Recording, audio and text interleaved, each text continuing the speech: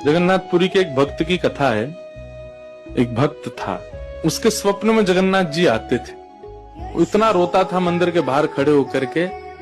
तो ठाकुर जी बोले, तू क्यों रोता है? बोले, आप बस मेरे साथ रहो, मुझे और कुछ नहीं चाहिए, और इस बात का मुझे अनुभव होना चाहिए कि आप मेरे साथ हो। तो भगवान जगन्नाथ जी ने उसको कहा, मैं तेरे साथ हमेशा हूं, और इसका अनुभव तुझे जब करना हो समुद्र की बालू में चलना, और थोड़ी दूर चलने के बाद फिर पीछे देखना, 2 पैरों के निशान तेरे होंगे और तेरे बगल में 2 पैर के निशान मेरे होंगे। उससे तुझे पता चल जाएगा मैं तेरे साथ।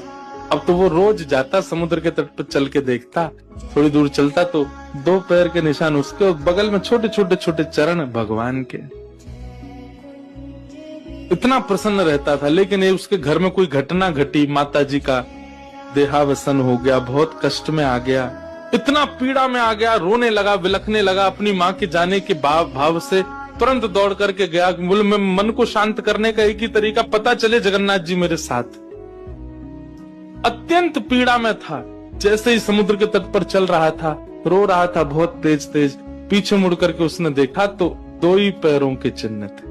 जगन्नाथ मंदिर के बाहर जाकर बोला, मैं समझ गया, मेरी माँ का देहावसन इसलिए हुआ क्योंकि आप मुझे छोड़ के चले गए हो।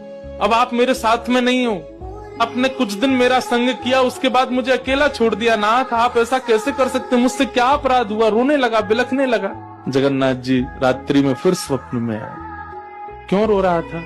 बोले, नाथ, आप मेरे साथ थे हमेशा, और आज आप मेरे साथ नहीं थे। मैंने जाके देखा 2 ही चरण चिन्ह थे, और आज ही मेरी माँ का भगवत धाम गमन हो गया। इसका मतलब आपने मुझे त्याग दिया ना? मुझसे कोई अपराध हुआ है?